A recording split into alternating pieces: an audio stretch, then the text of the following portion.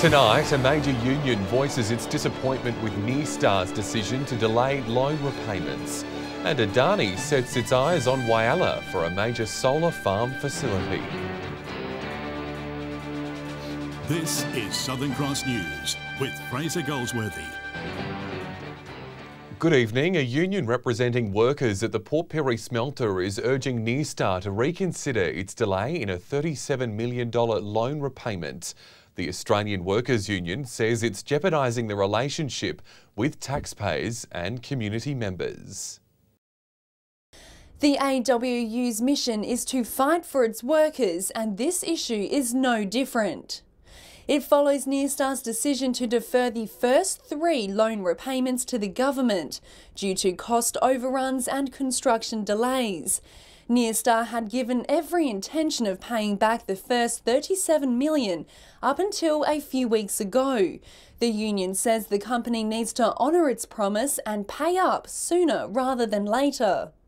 Goodwill should be returned by the beneficiary committing to repayment, which was, up until at least 2 weeks ago, always going to be around today's date.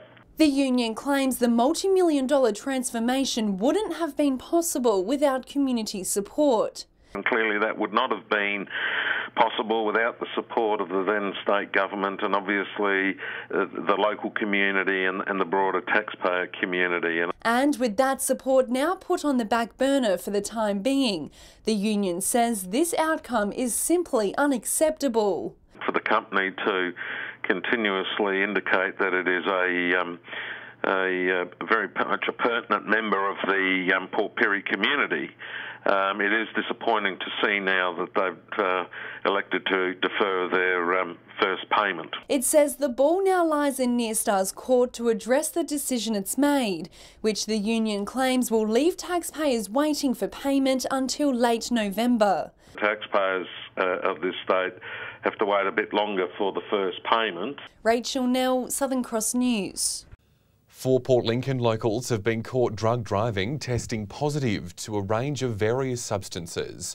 The drug blitz over the weekend saw officers stop 4 cars where the drivers underwent roadside drug tests. Police say all 4 drivers, ranging in age from 24 to 47, returned a positive reading to methamphetamines. A 47-year-old man also tested positive for cannabis. Adani's proposed solar plant at Whyalla has progressed a step further, receiving state government approval. It comes as the company visited the town earlier this week, updating the community on its plans for the area. John Hunt has the story. Announced last year, Adani's solar proposal would be the second constructed in the city, after SSE's facility near the steelworks. At a cost of $200 million, it'd create 150 jobs in a town desperate to diversify its economic base. The solar farm would generate 300,000 megawatts of power a year into the state grid. It'll be built in the Whyalla Industrial Estate, stretching north towards the conservation park, utilising a large parcel of land. Adani stepped up its charm offensive this week, paying the city a visit. It met with council during the confidential section, briefing them on the plans and the timeline. Both council and Adani declined to comment on camera this week, but released a joint statement about the meeting. While both sides spoke positively of what's planned and its benefits, there was a lack of detail of the finer points. In the statement, Adani Australia CEO Jennifer Purdy says planning and negotiations are expected to continue through until the end of this year, but no timetable has been set for breaking ground and construction, nor is there any official switch-on date. However, with approval set, commercial negotiations are now progressing. It'll be the company's second big investment in Whyalla, with the group buying rail from the Whyalla Steelworks last year for its Carmichael coal mine in Queensland. It means residents will have to bide their time for further details and whether the project will actually go ahead. But it seems Whyalla's reputation as a solar oasis is finally gaining traction. John Hunt reporting there. Meantime, Sanjeev Gupta wants to help make Whyalla great again, revealing he wants to get involved in making the city a better place to live. He made the comments during a wide-ranging speech in Adelaide today, in which he also revealed his plans to create 10 megawatts of renewable energy, 10 times more than the original plan. This will come through sources such as solar, battery storage and pumped hydro. He also discussed his already announced plans for the ageing Whyalla steelworks, including an overhaul of the plant's rolling mills to diversify the products it makes and an expansion of the port. But it's the city itself he wants to help expand, saying he wants to make Whyalla a place where people want to stay.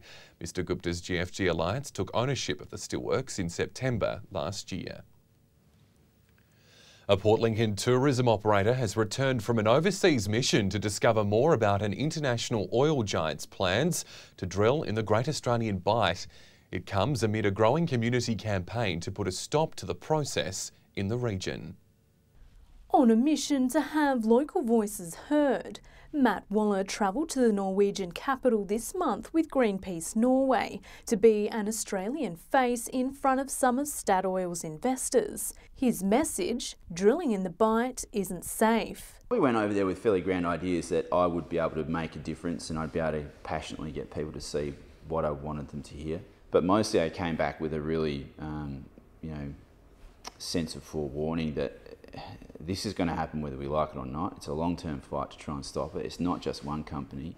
Matt spoke about his trip at the weekend's Hands Across the Sand event. One major concern he highlighted was the drilling project wouldn't provide local jobs. I really don't see a lot of jobs in this for us. Nothing compared to the jobs that are produced in agriculture, coastal work, fishing, aquaculture, you name it. The Mayor of Kangaroo Island also visited Statoil's headquarters last week to voice his opposition to drilling. It was during the visit Statoil confirmed its change of name to Equinor. Plans are, has been publicised, nothing's changing. They'll be doing their test drills late this year to try and identify whether it's oil or gas in the Bight. And then if it's oil, I guess they will want to drill. Casey Trelaw, Southern Cross News. After the break, boosting the population of possums and quolls in the Flinders Ranges. Details on that next. GFG Alliance is stepping up rail security, installing fencing along one of its busier corridors. It's begun constructing a fence along McBride Terrace from the Lincoln Highway Bridge to the Mad Mile Bridge. The company says the move comes after a number of near misses between trains and pedestrians, as well as vehicles crossing at non-designated points. Work is expected to be completed by Friday. Residents who see dangerous behaviour around the lines are urged to contact the company. Well, time is running out for local uni students to apply for a scholarship that'll help with the cost of studying in Adelaide. 3 $1,000 grants are on offer to help ease the burden on students. Going to uni in Adelaide is a steep learning curve for country students. Homesickness and the size of the city can make it difficult for regional kids to adapt from their background.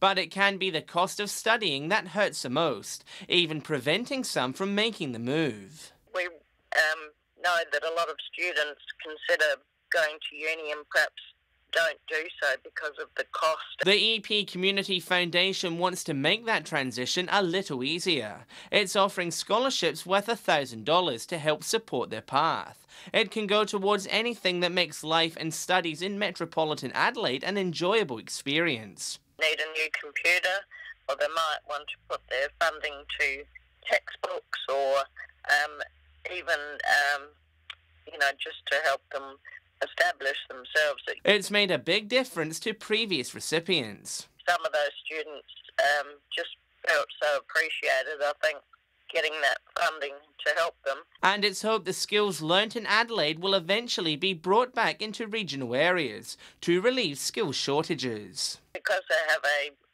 Air Peninsula base, hopefully they might think of their community when they have finished their studies and come back here. The grant closes on the 25th of May. For details, head to our Facebook page. John Hunt, Southern Cross News. Quoll and possum numbers are on the rise in the Flinders Ranges 3.5 years after a plan was launched to protect the animals. It's a promising sign for both species after foxes and feral cats threatened to wipe out the native mammals. Survival is stronger in numbers, and for the first time in 100 years, there's plenty of quolls like this scurrying through the Flinders Ranges. It's been growing and it's been spreading, which is good news. A 5-year program between South Australia's Environment Department and non-for-profit group FAME is nearing the end of its life. The result has been a welcome rise in quoll and possum numbers. We trapped 56 quolls and re-released them, and a lot of those quolls were young quolls, which means that the population's actually doing really, really well. A major link to its success has been controlling the mammal's biggest threats, feral cats and foxes. Over the last few years, and certainly into the future, we'll continue to do some targeted cat control work to support the quolls. Culling programs have helped the animals prosper, but the introduced predators still pose a risk. Our aim is to build a self-sustaining population of quolls within the park that actually spreads and can look after itself, knowing that there will always be a few feral cats around. The increase in population numbers has also been welcomed by the traditional owners of the land. Or the Idnia and Vilda, as they're known to the Adnyamatna people, are really significant from a cultural perspective. So they're very pleased with the project. Garth Burley, Southern Cross News. Still to come tonight, how the region said thank you to our girls and guys in orange. That story next.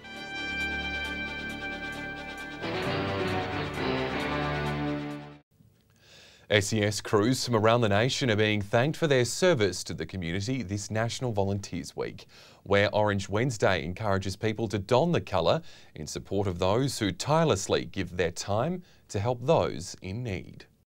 They're the locals in orange suits that respond to our cries for help, and today their untiring efforts in local areas are being recognised. It's a great way for the people of the community who may have seen us out or may have had our assistance in any time show their appreciation for what we do. The day is a chance for the public to make a bold fashion statement and upload a selfie to recognise the efforts of these volunteers. And it's really nice just to see people really get on board with the time and commitment that we all put into the community. Across the state, everyone was getting involved. Port Lincoln locals taking it to the extreme. While the SES is glad to see people painting the town orange, it knows its ability to help within the community is limited, with the local unit short-staffed. And with the problem storms on the rise, it says the community needs the extra help more than ever. Coming up to storm and flood season's our busiest time of the year, and we are definitely short of volunteers at the moment in Port Augusta. We need as many people we can here to get the jobs done. Whether it's just a few hours a week or if it's just a few hours a month, if they're interested in joining or want to know what it's all about, really urge you guys to come down to your local unit and have a chat with the volunteers. Garth Burley, Southern Cross News. Port Lincoln's budding filmmakers, storytellers and wannabe movie stars are being encouraged to get their entries in for the annual FAME Awards. Organisers want to remind everyone there's now less than 6 weeks left to get their winning entries in. FAME is open, calling for entries, closing 1st of July, and it's open to anybody, professional, amateur. We're really encouraging the kids to get involved again. It is about creating contemporary work. Has to be original music, original story, original concept, original film, so you can't take footage from the internet. Films can be entered in the short film and music video categories, and there's a new cash prize up for grabs for filmmakers under the age of 15. Students from Risdon Park Primary today were lucky to get a special visit from the Adelaide Crows Growing with Gratitude team. The interactive experience had the kids cheering for their favourite sportsman while learning about the importance of a healthy and balanced lifestyle. Teaching students positive habits based on not only gratitude but kindness, empathy, mindfulness. The program will be visiting a number of schools this year in a bid to help improve positivity within the schoolyard. Time now for Fuel Watch. Here's Rachel. It looks like both unleaded and diesel prices are on the rise at many petrol stations around the region, but you can still find a bargain, so shop around to save your pay at the pumps. For unleaded, Port Lincoln rose by a cent, Port Augusta increased by nearly 2 cents, while Broken Hill saw the biggest jump, now sitting at $1.52. Kadina also saw nearly a 2 cent increase, while Port Pirie moved up slightly. Whyalla held last week's price of nearly $1.50, still one of the pricier regions, while unleaded in the metro area is on the way down. And not much luck for diesel this week either, with most areas still seeing red. Port Lincoln and Kadina are all up, while Adelaide is on its way down. Broken Hill is now up to $1.52, and Port Pirie hasn't seen a change since last week. Whyalla and Port Augusta have seen some of the biggest price jumps, now sitting at $1.53 and $1.51. Kadina is also seeing red with a 5-cent increase. Now remember, these prices are the regional averages and they do not reflect one particular outlet. If you happen to find a spot that does sell unleaded or diesel for cheaper, let us know on our Facebook page. Well, stay with us after the break. Amy has all your local weather details, and it seems like the region is going to be warming up as we head into the weekend, Amy. It sure will, Fraser, with warmer temperatures than what we've experienced so far this week. I'll have the details up next. Welcome back. The cloudy skies hung around in most centres today with a top of 18 in Whyalla and Port Lincoln. However, Port Augusta experienced a mostly sunny day with a high of 19 degrees. Taking a look at the satellite now, and the low cloud will bring some showers in the southeast. Cloud in the northwest is staying dry, while a high pressure system is keeping skies clear elsewhere. If you're heading out on the waters tomorrow, easterly winds are increasing to 15 knots, while seas will reach 1 metre. The sun will rise at 7:10 and set at 5:22. And just before we look at tomorrow's forecast, a big thank you to our viewer Dagmar, who sent in this beautiful shot looking over the Gulf. If you have a snap you'd like to share, we would love to see it, and you can send it through to localnews@sca.com.au. Now a look at tomorrow's weather, and the skies are set to clear up around the region. Port Augusta and Collins seeing a high of 20, while some cloudy skies will hang around in Port Lincoln and Whyalla with a top of 18. Heading into the weekend, Port Lincoln could see some light showers with maximums sitting in the low 20s. A mostly sunny weekend ahead in Cleve with a top of 23, while Woodnut can expect temperatures in the low to mid-20s also. A fine few days in Whyalla with highs of 23. Meanwhile, Port Augusta is going to warm up to 24 on Sunday. Kadina will remain slightly cooler with temperatures in the high teens to low 20s. Port Pirie can expect a top of 23 over the weekend, and after some cooler days, Clare will warm up slightly to a high of 20. Meanwhile, Broken Hill temperatures are set to rise into the mid-20s with mostly sunny days. So Fraser, despite the cloud hanging about, it'll shape up to be a nice weekend around the Spencer Gulf. Thanks, Amy. A look at tonight's top stories now. A union representing workers at the Port Pirie smelter is urging Nearstar to reconsider its delay in a $37 million loan repayment. The Australian Workers Union says it's jeopardising the relationship with taxpayers and community members. Adani's proposed solar plant at Whyalla has progressed a step further, receiving state government approval. It comes as the company visited Whyalla earlier this week, updating the community on its plans for the area. And SES crews from around the nation are being thanked for their service to the community this National Volunteers Week, where Orange Wednesday encourages people to don the colour in support of those who tirelessly give their time to help those in need. And that's all from the newsroom for now. Thanks for joining us. I'll have updates later on. Until then, enjoy your evening. Good night.